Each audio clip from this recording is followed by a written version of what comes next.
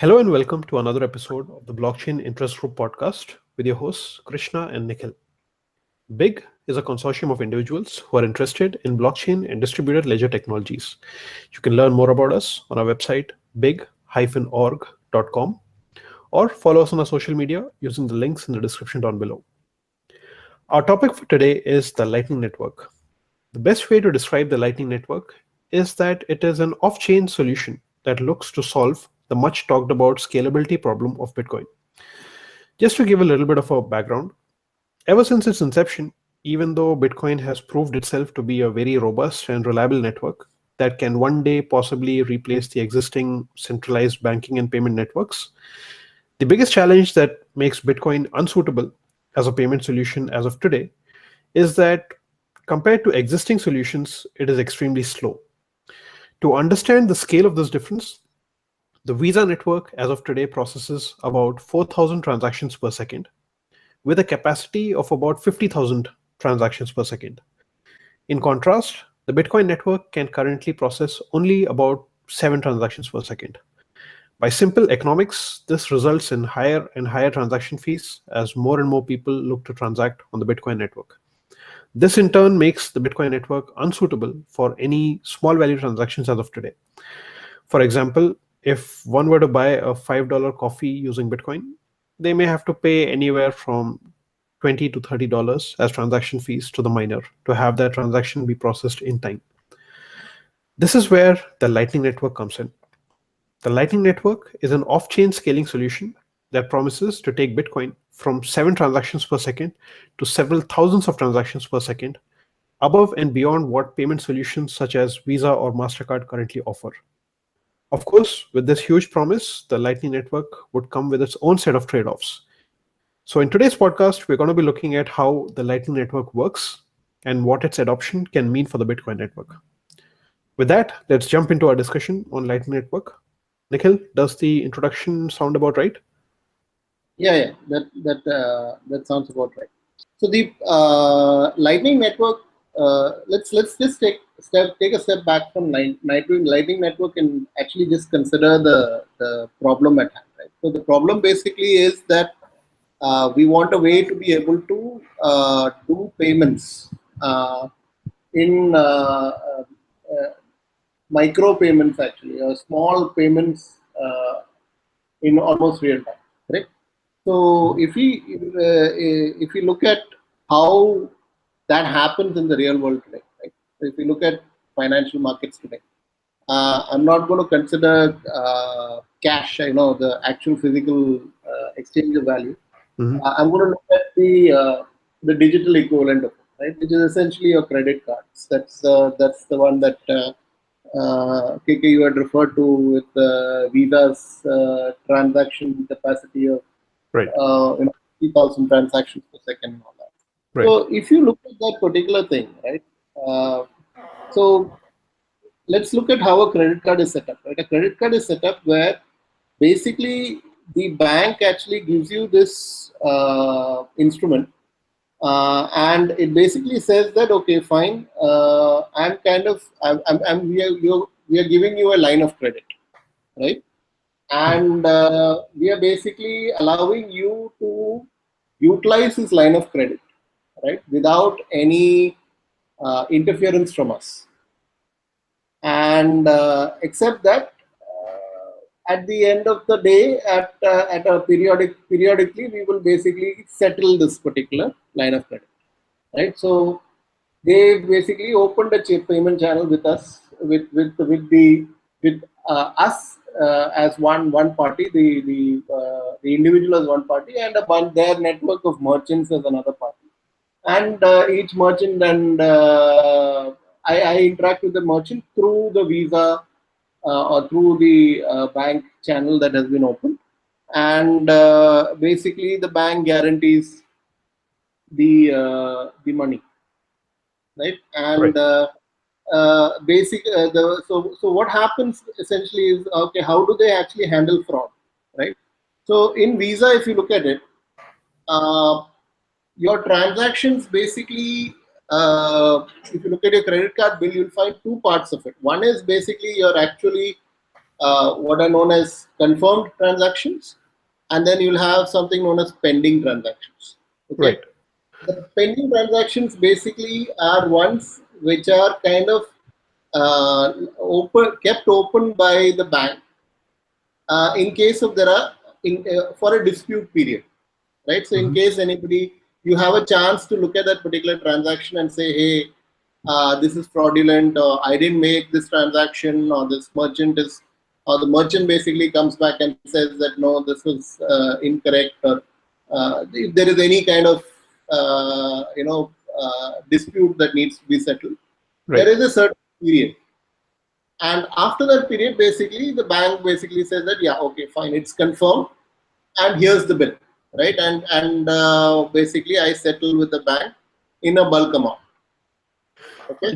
Just one clarification. So that channel is open between the credit card company and the person who's transacting.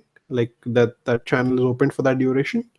So if you look at it, actually, what happens is there are two things. One is the technical channel is open between Visa, its network of merchants, and Visa basically provides the card and the technology. Okay. It is the bank on top of that actually guarantees the money. So it is the bank that basically tells the merchants that, yeah, I've opened a line of credit on behalf of Nikhil Krishna, and I am basically saying that any transactions up to a certain level, I will settle. Right. Right. So essentially, the bank basically acts like your like a bank, right? It acts like the line of credit that you have. Right. Now, but if you look at the technology perspective, from the technology angle, all Visa is doing is it's actually opening up this particular software. It provides the software and the hardware, and it provides you with the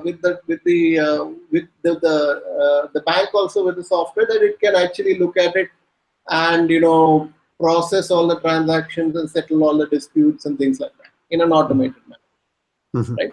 It's the same thing with when we looked at credit cards and Visa, but it's the same thing with equities also, right? So if you buy stock, Right. correct, there is a 3-day settling period, right?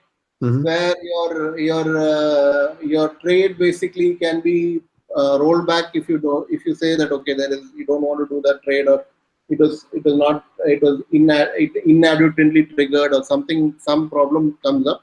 You have a 3-day period in which to dispute it. Okay. I was actually not aware of this, quite honestly. I mean, I thought that in the trading scenario, I mean, wouldn't this lead to a lot of problems, because 3 days is quite long for something like a trading setup where the prices fluctuate so much. And the thing is, basically, it's not there for all trades. There is a certain limit, and then there's a penalty that occurs, and there's a bunch of stuff around it, and it varies from time to time. Usually, it is 3T plus 3. But yeah, it very depends. Nowadays with online equities and all that, e-trade and this thing, that may not be there. They might have real-time trading. But back in the day when there was no equities, and you had a bunch of people, you remember the traditional image of a stock market, where you had a bunch of people shouting on the floor, right? Yes. So in those particular cases, obviously, people can mishear, people can enter. They might, there will be a lot of scope for debate. So you don't actually confirm equity trades until 3 days later, right? Okay. So I think you're right. Online right now might be different, and in fact, with the algorithmic trading, that might even be totally different. But at the end of the day, they still probably have like this cooling off period before they finally confirm something. Right? Then another thing about this thing is also to look at how we do interbank transfers, right? So how now one thing about blockchains and Bitcoin is that the world is your market, or rather, the world is your oyster, and you can send money to anybody in the world. So how do you do that in the real world, right? So again, you have something like you have companies like the DTCC and Swift, which are basically technology companies and protocol companies, middlemen that facilitate international banking and international transfers. And again, they institute time locking, right? They basically say that okay, it is considered settled after so much time, and which is one of the main reasons why wire transfers or international transfers sometimes take a few days to happen because of these kind of things. Right. So so if you look at that, I just wanted to point out that in regular currency markets, existing legacy financial systems are all about time and ordering of events, right? And you have distributed time locks for bank-to-bank transfers. So bank-to-bank transfers, every bank basically says, okay, if you want to transact from, say, your Wells Fargo Bank in the US to my to State Bank in India, you might have like, okay, Wells Fargo transfers it to an intermediary, and within a certain amount of time, that intermediary has to transfer it to his Indian counterpart, and within a certain amount of time, it has to get transferred to SBT, which is basically, so your distributed time log is there. You basically have that relationship where you know that, okay, when you go to try Wells Fargo and say, I want to transfer money to this person in India, they can tell you with confidence that, okay, it will be done within 5 days because they've already instituted contracts and they know how long it will take to do this. Right? Right. So, so if you look at payment channels basically look at payments between two predetermined parties. Okay, so all this foundation I've laid around existing financial markets is actually very relevant to payment channels, and I'll get to that soon. So when you look at payment channels, you have two predetermined parties who want to do a bunch of payments to each other. Okay. Correct. So you have a lot of payments, and they are only really useful when you have a bunch of payments. Because if I have to do only a one-time channel payment with you, I would rather pay you directly, right? If I don't expect to interact or transact with you again, right? So payment channels are all about a lot of small transactions. Well, and the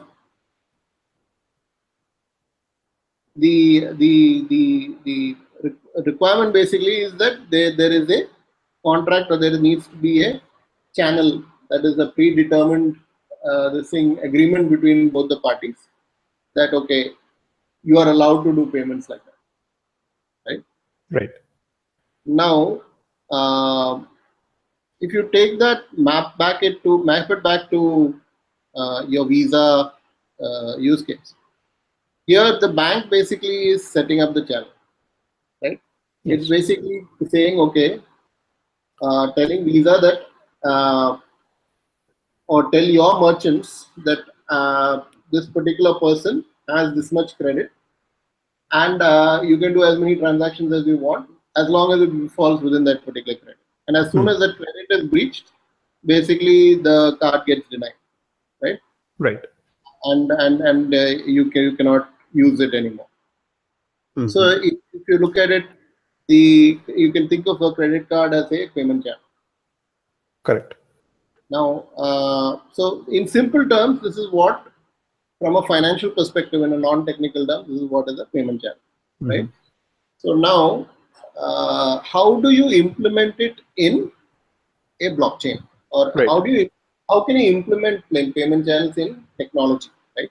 Right. So you can do it in several ways. You can have like a regular database that basically, that's what essentially credit cards are doing and Visa is doing, right? Where you say that, okay, Visa provides a very scalable, very fast uh, transaction, very fast transaction times.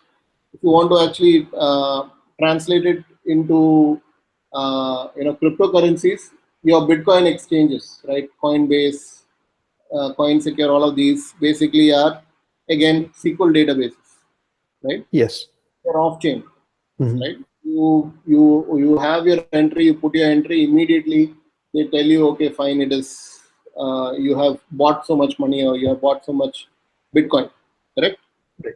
And the challenge with this is that, okay, there is one database over there. I need to, if I want to interact with that particular uh, channel, I need to have an entry in that database, and I need to use that entry for transactions, right? Right. And this is a centralized solution. Anybody who, at any point in time, if that database is compromised, you can you can lose all your money, right? So if Visa is compromised, uh, you can potentially a billion, how many $1 million of worth can be taken off the table, Right. right? What you mean by compromise is mostly so the off-chain database that the values are being stored in, if that gets hacked, or Yeah, so if it's a regular database. It is the regular database that as we know of it today, without in the regular world, right? correct. And those databases usually have are located in one place in a centralized manner, highly secure manner. But as soon as that security is compromised, they are complete. It's like a single bit, right? You either completely secure or you're not secure at all, Right. right? And since it is a single centralized target, uh, everybody knows, or it's basically one place to attack, Yes. which is essentially why Bitcoin and cryptocurrencies are so compelling, because you don't have one place to attack. There is no single head. There's no head of the snake, right? Right. You have every time you chop off one head, there is another multiple two, three, four that come up in its place, Mhm. and you cannot modify anything in one place, because if you modify in one place, immediately the rest of the network basically heals, and you get rejected. Correct. So that particular capability is not there in a regular old the SQL database. Right? Mhm. So that's why basically people tell you not to leave your your cryptocurrencies in a exchange for very long, but to move it out into your own wallets, because of this particular problem. That, okay, if that particular database is compromised, or if they decide to become bad actors, then they can make away with a lot of money. True. I guess Okay. Mount Gox was the was the number one example, with Yeah. Mt. Gox is your prime example. In fact, just recently we had CoinSecure now. There is a whole controversy around, I think the chief strategic officer of CoinSecure had the private key to their Bitcoin cache Mhm. and made away with everybody's Bitcoin. Right? So that those kind of issues keep coming up, because you have everything in one place Mhm. in a regular database. Uh, so uh, so Lightning networks basically are an implementation of a payment channel, but they are different from databases in the sense that in a few key ways, right? So if you look at Lightning networks, it is a decentralized system, and it is optimized for instant high volume micropayments, and it removes the risk of delegating custody of funds to trusted third parties. So when Mhm. you're saying delegating funds to trusted third parties, you're talking about the Visas of the world, the CoinSecure of the world, or the Mt. Goxes of the world. Right. These third parties that basically act as intermediaries to connect the two people, the parties who want to transact with each other, right? Mhm. So how does this actually happen? So the key insight about a Lightning network is that the Lightning Network payment channel are actually Bitcoin transactions, but they are not broadcast to the entire network. So if you look at Lightning Network, it is actually it's kind of like saying that, okay, I've created this transaction. So let's take your typical Alice, Bob, and Carol example, right? So rather, let's take Alice and Bob. Alice wants to send some transactions, some Bitcoin to Bob, right? So typically, your original this thing is Alice fashions a transaction. She points to the previous transaction that she owns, and she says, okay, fine, so much money from that transaction, or so many Bitcoin from that transaction, I am signing over to Bob, right? And she creates the transaction data structure and then basically signs it. And then the important thing so far that she has done is basically she has not broadcast it, right? So at this point in time, if she broadcasts it onto the Bitcoin network, it will get broadcast across the network. It will get picked up by a miner, right? A certain amount of fees would be applied, right? And the miner would then add that transaction to the blockchain. Okay, and this basically will result in the overhead of it takes time, it costs money, and it has that implication. Right. Now, instead of doing that, if Alice basically directly decides to send the money to Bob, so she knows who Bob is, she knows the node that Bob is running, and she directly sends the transaction to Bob, right? So Alice and Bob basically we are having they create they create a payment channel between each other, right? By actually directly sending a transaction directly to Bob, Alice is basically sent what is essentially a promise to Bob that and a this thing to Bob saying that, okay, here's the what we agreed upon, right? Here's my signature. I'm sending it to you, right? You have the freedom to broadcast it on the network, and it's a valid transaction on the network, right? And Bob can validate the transaction and be sure that, okay, at any point in time, if Bob wants to, he can send that money out, right? So if Bob actually sends it on the main Bitcoin network, then the miner fees is applicable because a miner would have to process it, and that's when it goes on the main Bitcoin chain, right? That's correct. Okay. Exactly. You got it. So the key insight basically over there is, I can actually, if I trust the other party, right, I can actually have kind of like this informal network or an informal connection between the two of us, right? Where we can exchange valid Bitcoin transactions between us that represent basically the exchange of value between us, and basically have like at some point basically somebody says, okay, fine, let's realize this in the real on the main net. I'm willing to take the transaction fee, and they broadcast it, and it becomes real, right? Everybody else knows about it. As soon as everybody else knows about it, it becomes real. It's part of the Bitcoin record, right? So that's the key kind of insight of Lightning networks and payment channels using the Lightning network innovation, if you can say. So Lightning Network, if you look at the innovations, it is one of the first implementations of a multi-party smart contract using Bitcoin's built-in scripting. So Bitcoin always had this very simple Turing machine kind of a language within its transaction structure, right? So you could issue, you could write simple scripts with it, right? And so if you look at Lightning Network, it is essentially leveraging that.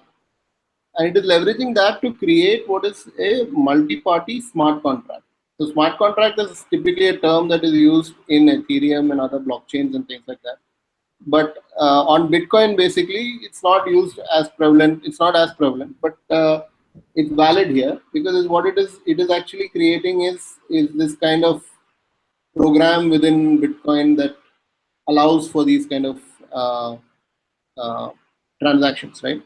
Right. So that's one innovation. Second innovation is the idea of using time-locked contracts to form a payment channel between parties. So again, if you take the example that I used here, Alice and Bob, right? There is one key insight about Alice and Bob. They need to trust each other, right? Right. So Alice can send the transaction to Bob, right? She has to trust that Bob will basically, what do you call it, not transfer it or Alice Bob would basically do what Alice has paid him to do, right? Or in the other way around, it might be that Bob has already done the work and he has to trust Alice to send him the transaction, right? Correct. So and if Alice says that no, I'm not going to send the transaction, there's not much he can do because there's no proof of it, right? Now the use so basically to handle that they've used something known as time lock contracts, right? So time lock contracts basically allow this idea of okay, we will have a particular within a particular time, you need to do something. You need to provide the money, or you need to do this particular action. Otherwise, Right. the whole thing goes back. Does Okay? that time lock contract, I mean, that particular action, would it generally be, providing a transaction signature in a specific amount of time, or like what would that be? So the time lock contract basically is a BIP within it's a Bitcoin improvement protocol. It's called BIP 65, OP check lock time verify, right? So essentially, and then there is BIP 68 as well, which is relative lock time using consensus and first sequence. So there are both of them. See, but you can use either 65 or 68 to create this concept of a payment channel. The point over there is that okay, every transaction that you do, right, is valid only for a certain amount of time. Okay. Okay, so you need to actually make sure that it is settled before that particular time is completed. If that particular time is completed, then putting it on the mainnet will not matter, right? So Okay. what does it actually prevent? It actually prevents people from taking, see, if you're creating a payment channel, you might be having a lot of transactions between parties, right? So I might go, this might be something that, say for example, I'm creating it with Netflix, right? Correct. And I create a payment channel that I keep sending a certain amount of money to Netflix, right? Now, after 6 months, if I go and try to settle or close that particular channel by broadcasting a transaction to the network, I may be try to be smart and try to send an old transaction, right? I might look at the state of the payment channel as it was 3 months ago, Right. right? And settle that. Yes. So you need to have mechanism to invalidate them Right. when a new transaction comes up. Right? That's Yes. what BIP 68 does, relative time lock time using consensus and for sequence numbers. So it basically says, okay, fine, there is a concept of a parent transaction and then a child transaction. And the child transaction basically essentially invalidates the parent transaction. And the parent transaction has a certain amount of time after which basically it cannot be broadcast. Okay. Okay. Sure. Could you touch a little bit on like what the relevance of SegWit was with regard to the implementation of Lightning Network? Like how is it like what did it really enable for the Lightning Network to actually work the way it does? Right. So SegWit basically allows for two things. So the thing that SegWit is very famous for, or the one that it is controversial for, is the fact that it is used as a mechanism to reduce the size of your transaction of your block, right? To increase the block size. So you'll be able to increase from 1 MB to 4 MB and increase the number of transactions, and so that way you can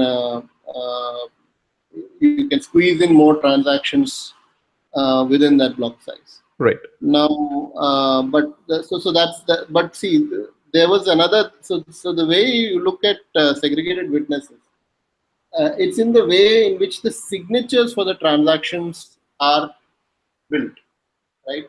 So when we talked about a transaction, we know that in addition to all the, the previous transaction, the amount of money moving from the inputs and the outputs, right?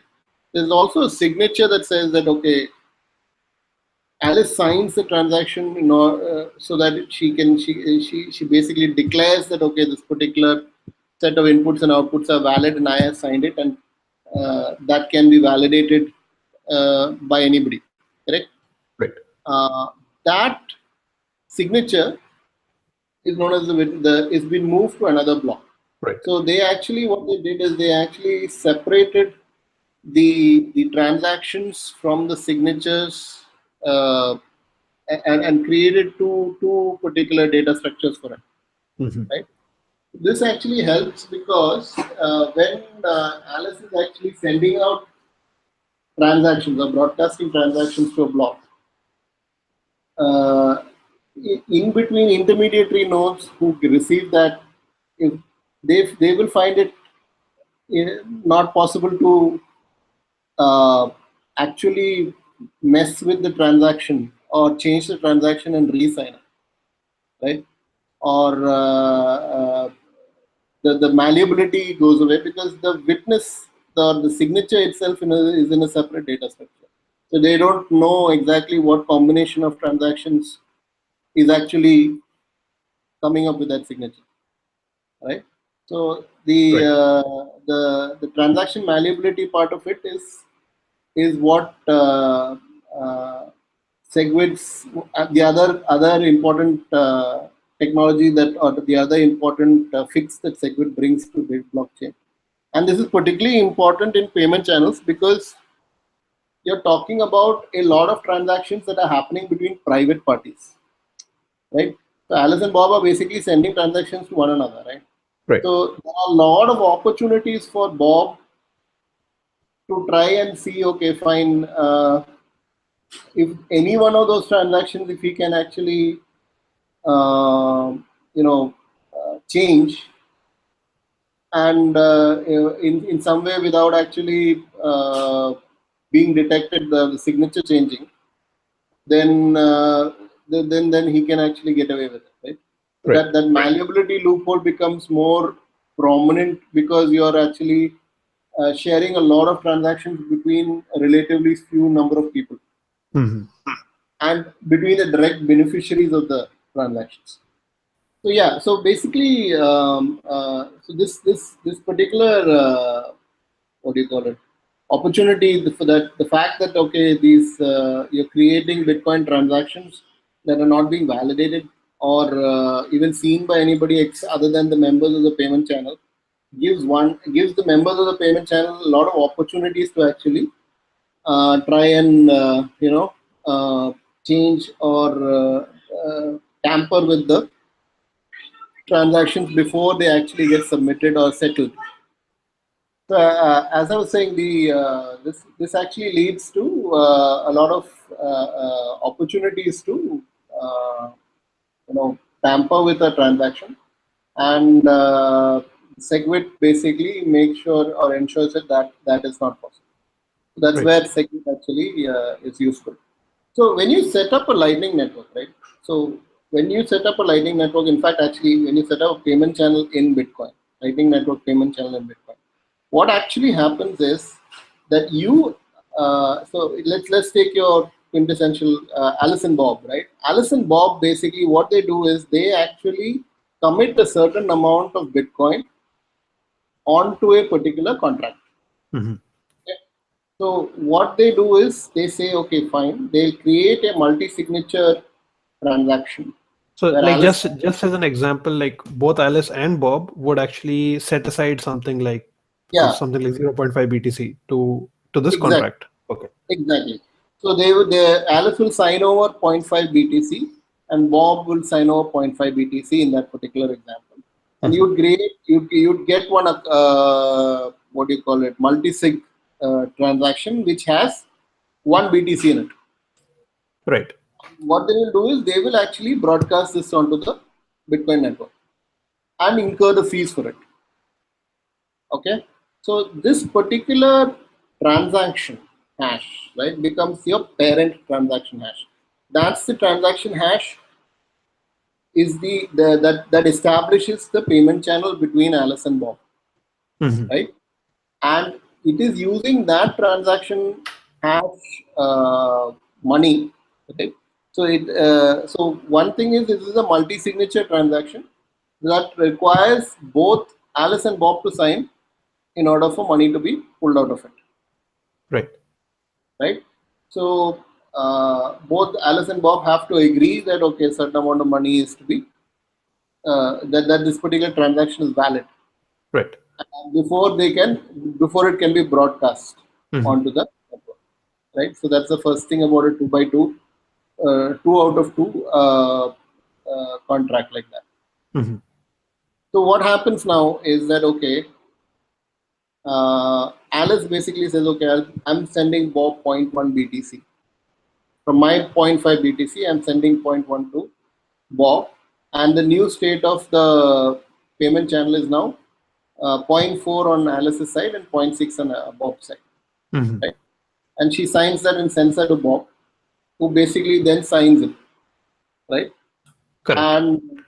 And basically has the option of broadcasting it if he wants. Mhm. Now the interesting thing happens after that. So now Bob wants to send a So this is a two-way channel, right? So where Bob can send money back as well. So Bob wants to send zero point 0.2 BTC to Alice. So Right. what happens there is he will then basically say, okay, fine, my share of that payment channel is now zero point 0.4 and Alice is 0.6, right? So I've sent her 0.2 and he Mhm. signs it and sends it back, right? So when he signs it and sends it back, right? Now there is a opportunity here for Bob. And that basically the opportunity is he can then immediately go back and try to send the older transaction Right. or rather broadcast the older transaction, right? Yeah. So how does that actually, what do you call it? How do you actually protect against that? Right. So Right? basically, like if he broadcast the older transaction, he would have gotten the goods or services that he wanted, but he would actually be getting away with a lesser amount of payment, right? No. So basically, in the older transaction, he actually has the larger portion, right? Since Okay. Alice has given him zero point 0.1. Okay. And in the subsequent transaction, he gives back Alice zero point 0.2, right? Mhm. So his position in the previous transaction is better than it is currently. Okay. So he is motivated to broadcast the older one, Right. right? Mhm. So how do you prevent that? So how you prevent that is what actually happens in the Lightning Network is what they're doing is what they're basically saying is that when Alice sends this in the initial transaction, when Alice is signing over 1.1 BTC over to Bob, when she broadcasts the transaction, Bob actually sends a counter transaction to Alice, right? That basically says that okay, if this the if you want, right, Mhm. you can actually close this channel at the initial what was the previous state of the channel. You can close the channel at the previous state, but there is a timeout for it. Mhm. Okay, so Okay. that's where the time lock contract comes in. Right. Yeah. Got So it. Alice can keep monitoring the channel. If Bob actually tries to do this, right, tries to basically broadcast an older transaction, Mhm. right, she can send the corresponding counter to that transaction Mhm. and close out the channel with a certain penalty. Right. Okay, so that motivates Bob to stay honest. Correct. So the same thing with Bob. So when Bob basically sends point two to Alice, Alice has to send back a transaction to Bob, right? A counter transaction to Bob that essentially allows Bob to cancel that particular older transaction if she Mhm. tries to broadcast it immediately to the network, right? So Correct. subsequently, it's this dance that happens, right, between the two. Every time there is a transaction change between Bob and Alice, there's a counter transaction that is also created. Correct. Okay, and every time this particular a new transaction get created, the older counter transaction get invalidated. Mhm. Okay, so they get invalidated mainly because they have that hash time lock verify uh, thing, and they also have that sequence time lock. So essentially, the counter transaction that the current counter transaction invalidates the older counter transactions. Right. If Alice basically decides to send an older counter transaction, Bob can basically send the counter to that counter transaction and validate the whole thing. Mhm. Okay, so so in this particular manner, they can you can actually have payment channels between two parties without the need for these parties to trust each other, Mhm. which means that you can now send transactions to anybody in the world for a service or good, create a payment channel for a service or good in a continuous manner, right? Correct. So, but the beauty of it is, since this is directly between you and the other person, Mhm. and the Bitcoin network directly does not come in between. The Bitcoin network itself, or the mining and the other broadcasting to the other nodes and the confirmation of that and validation of that all doesn't come in between. Right. Your transactions between each other are very very fast, Mhm. to the extent that Lightning Network claims to become claims to achieve speeds faster than Visa, right? And this leads to speculations like what Andreas was talking about, the idea of streaming money, Mhm. right? So basically, like we can go back to that example that I talked about, where I have an account with Netflix, right? Right.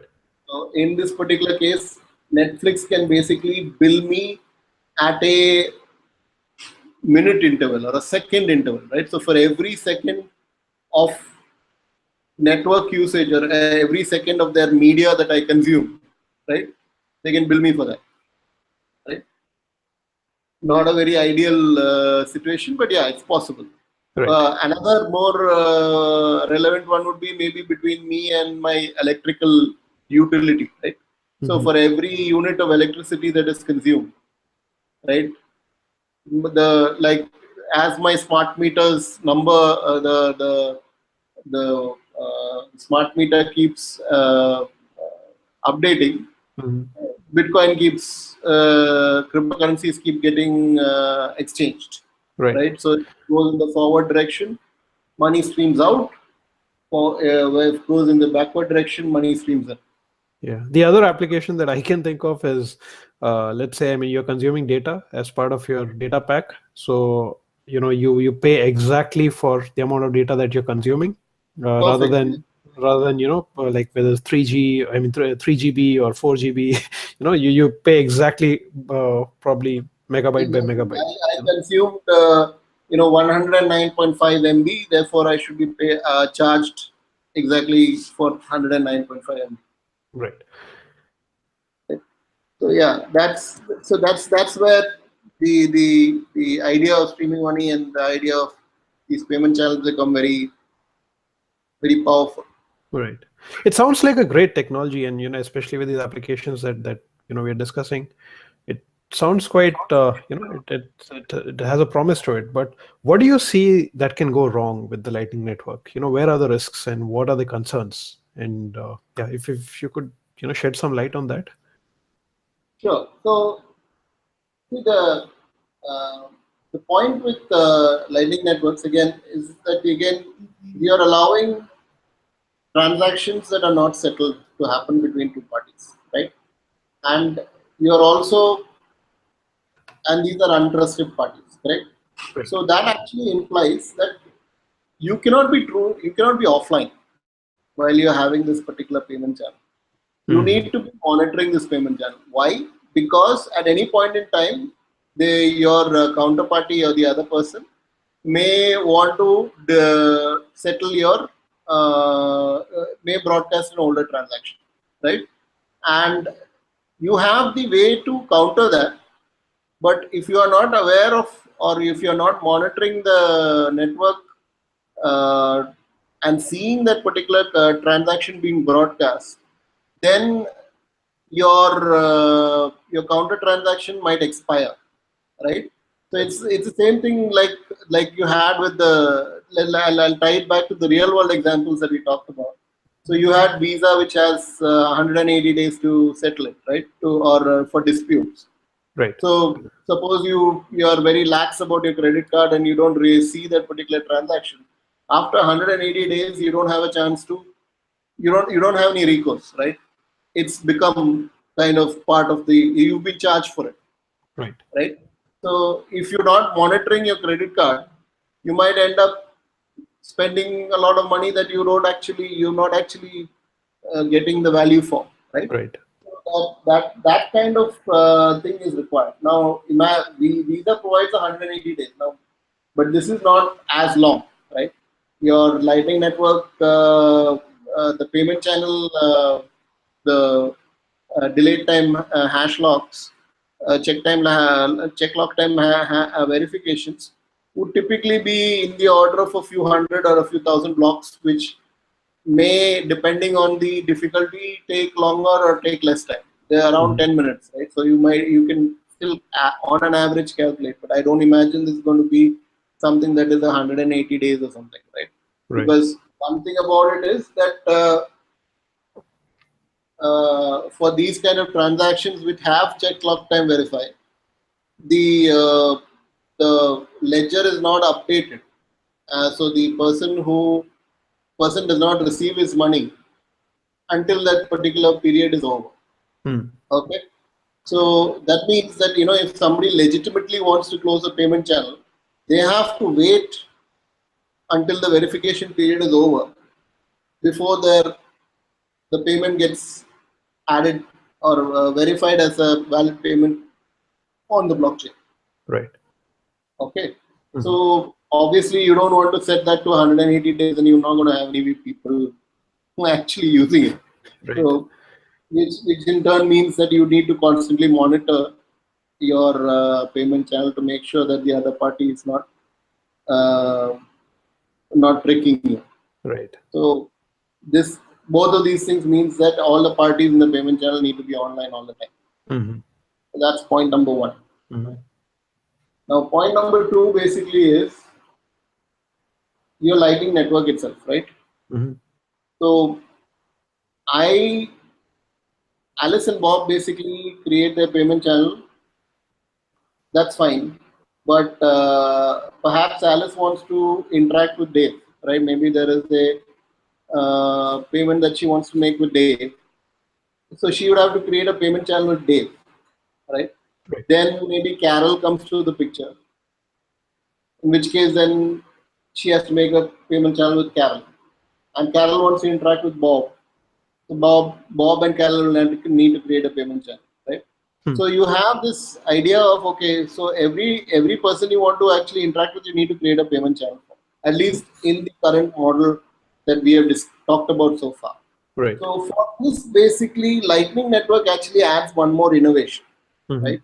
So Lightning has this idea of creating routes of payments. So you can create a route of payments where if a new person, say Carol, wants to interact with Alice, she can actually look out to see if she has any payment channels with anybody that has payment channels with Alice. Right. So in our case, where we're talking about Alice, Bob, Carol, and Dave, and Alice basically has connections with Bob and Dave. Carol basically needs to have a connection with either Bob or Dave in order to be able to route a payment to Alice. Right. Now, one immediate question obviously is, how does actually Carol and Alice trust that Dave would not be a bad actor, right? Right. There is a, since Dave is actually just going to be routing the money through his particular payment channels, there's a chance that, okay, he does not actually relay it properly and try to get the money himself, right? Right. So here basically they have this idea of a again they basically used BIP 199 hash time locked contract transactions, right? And what the so in a simple manner, what that is essentially is that there is a cryptographic nonce that is created, right? Okay. That is used as a proof that the other party has received the transaction. Okay, and the transactions that are happening through the route, right? Each one of them basically has a time lock on it. So if there is a delay beyond a particular time lock, the entire thing rolls back to the previous one. So in this particular case, if Alice is supposed to receive some money from Carol, right?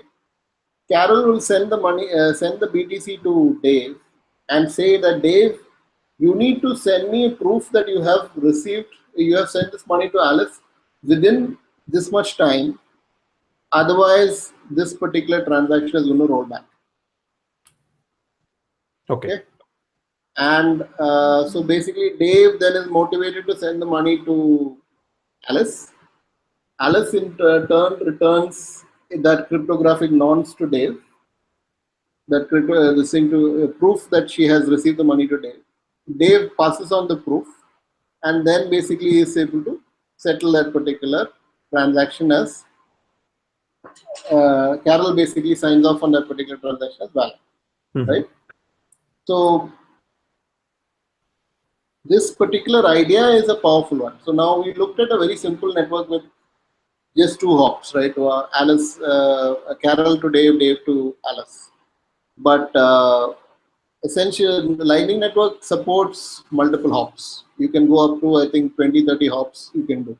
Okay. And one other thing, innovation that they have done is they've actually taken a concept from Tor. Tor is basically one of the onion routing networks.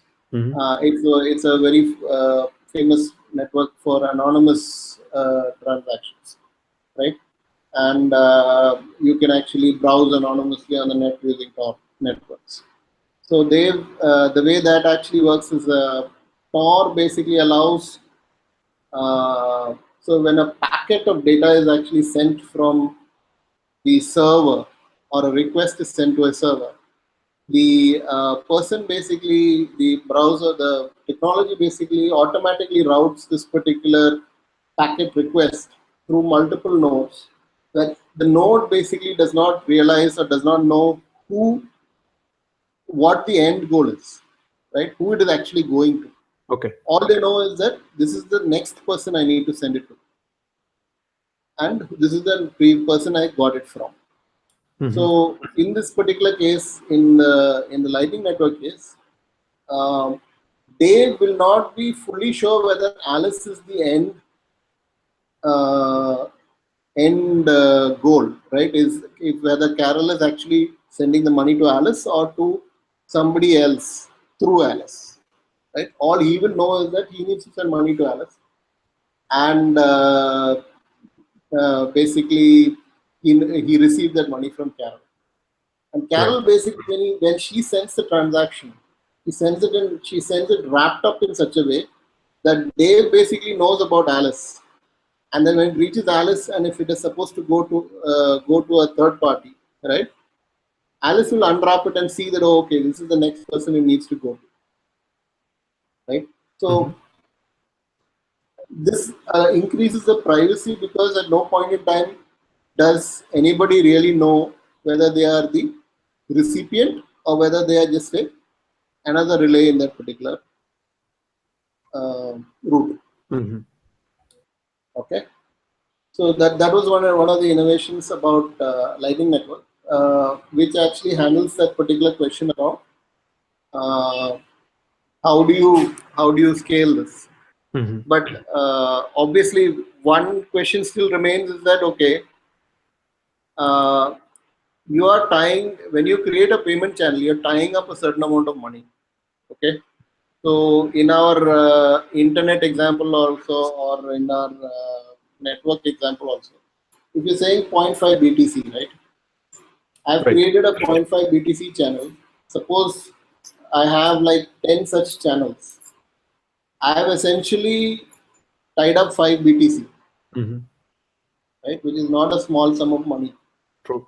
for what can be a set of micropayments potentially far into the future, right? Correct. But in between now, I want to actually do a micro transaction to some third party, right? And I need to rely on these on these 10 payment channels that I've set up. It may There is a non-zero chance or a non-trivial chance that you may not be able to find a route, right? And that is one problem. Another problem is, if you have set 10 payment channels, you have to monitor all these 10 payment channels, okay, to make sure Right. that there is no malicious activity happening, right? And that's not a trivial task, right? So what both of these imply basically is that there will be the existence, or they will come up entities that are focused on being lightning routers, to lack of a better word, which who basically exist to connect multiple people and to monitor all their payment channels for them. So you would Mhm. have, in fact, it might even be two separate services. One never knows. You might have one dedicated monitoring service that you employ to make sure that your networks are being monitored, and you might have a separate service that is just acting as a kind of like a connector, right? Right. And these could be, mining pools, they could be crypto exchanges, any place where there is a lot of money, right? That they can then leverage to create these initial, what is that? The payment channel initial connections, right? The initial investments, and that basically brings us back to a more centralized hub and spoke kind of a model, rather than a truly decentralized one. Correct. And finally, if you look at it, this particular podcast is happening now quite late in the day. The Lightning Network has matured from a concept and an idea to implementation and investment, right? I'm sure KK, you talked about all the investment uh, that that Lightning Network has attracted. Right. Okay. So yes, I mean, like last month on March 15th, Lightning Network released its implementation for the Bitcoin mainnet, and this was actually right after they got a pretty sizable amount of funding. They raised about $2.5 million, the Lightning Labs, and The investment was mostly, I would say, the prominent faces who put their money in. So the first one is Jack Dorsey, who is the founder of Twitter and Square. Charlie Lee, who is also the creator of Litecoin, and ex PayPal COO David Sachs. So I would say it's heading in the right. It's in a good direction, and as of beginning of April, they have about 1,500 nodes. So Nikhil, do you want to add any thoughts to how you see this actually moving towards adoption in the real world? Right. No. So I've actually so that's definitely so the challenges now is basically in terms of this. So they have an implementation. They have it on mainnet. Like any networking or a network system, the next major challenge is basically size of growing your network. Right. You need to have a critical mass in order for this to become self-sustaining. Right. So the initial challenges basically I see would be in terms of size of the network. How many people are actually using these nodes? How many people are joined? How many people are actually creating payment channels and using them? And those kind of things are more what I would call community building and business building exercises, where I'm sure that the people that you mentioned, all these major names in the financial space, they would be able to be valuable allies for the Lightning Network. Uh, so that is one thing. You need to have a minimum critical mass for the network to actually grow, right? Mm-hmm. And from another vulnerability for a small network like this, especially when you're starting with a few nodes, is that you're vulnerable to denial of service, Sybil, whole bunch of attacks. Right. And one particular aspect to the Lightning Network essentially is that since they're micro payments and all, they don't have any fees as of now. Mm-hmm. So it makes it very cheap for an attacker to kind of set up nodes and send a lot of transactions to kind of drown the network in transactions, right? Right. So these two things are things that they would need to think through and kind of figure out. But and obviously the monitoring question is also there, and the problem of being always online. These I see are the main problems that I see in the initial phases. Overall, if you ask me, I think it's a it's a it's a realistic solution to the problem of small transactions on Bitcoin. Because especially given the transaction costs and the transaction fees right now, it's not really feasible to do, what we do day to day, like the example that we talked about regarding, micro payments for internet access or coffee or things like that. Hmm. It's not really feasible on the Bitcoin network right now, Right. and both from a technology perspective and from a purely financial cost perspective. So it's good to see that they've been thinking about this and they've been layering this. I see Lightning basically as a step up, right? So this is something that I've always thought about, or I always considered, Bitcoin and the Ethereum and all these blockchains as kind of like the first step or the lowest layer of a layer of technologies. Mm-hmm. So if you look at the blockchain protocol, it's a very simple, very low level protocol with cryptographic hashes, and then there's a scripting language, and there are opcodes and things like that. Lightning basically takes that those capabilities and builds another capability on top of it, right? So I see Lightning as a second layer on top of it. Right. That basically enhances the scale and makes it more easy for people to use it for specific use cases. And I see this as a way for, it's more of an amplification of Bitcoin's utility, right? Right. So overall, I'm kind of bullish. I hope Lightning, gets its legs. Lightning Labs team also should have competitors. So there are more people who implement payment channels and their own tweaks or you front ends or you changes to it, so that there is competition, the community builds up faster, and it becomes accepted soon. All right, folks, that concludes our podcast.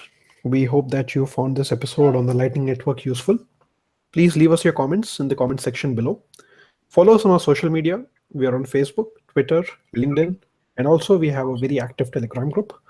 The links for all are in the description below. Thanks again for joining. See you next time. See you guys.